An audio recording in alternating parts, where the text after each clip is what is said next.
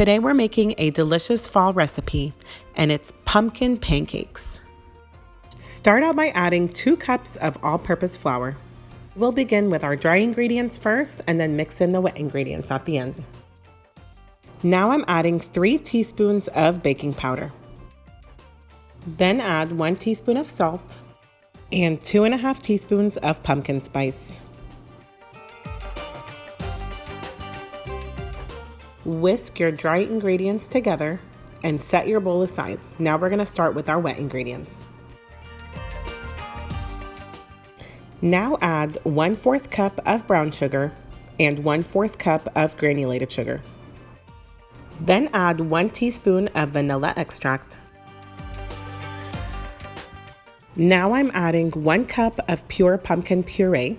Make sure it's the pumpkin puree and not the pumpkin pie filling. The pumpkin puree does not have any spices, it's just pure pumpkin. Then add 2 large eggs. Now I'm adding 4 tablespoons of unsalted melted butter. We already added salt, so make sure it's unsalted.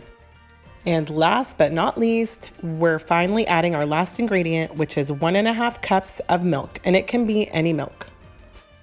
Whisk your wet ingredients very well, and now we're going to add the wet and dry together. Mix your wet ingredients with your dry ingredients until you get a thick-like consistency, just like this. We're going to let our batter sit for 5 minutes while we start preheating our pan. Preheat a nonstick pan over medium to low heat.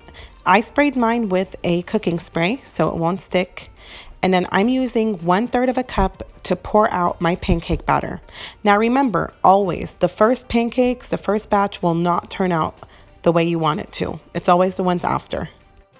Wait about 3 to 4 minutes and then flip to the other side. Remove your pancakes and repeat the same process until your batter is all done. Now these pancakes freeze pretty well, up to 3 months in your freezer, and when you're ready to eat them, you can warm them up in the microwave or in your toaster. Thank you for watching this simple and easy recipe. I hope you enjoy making it at home.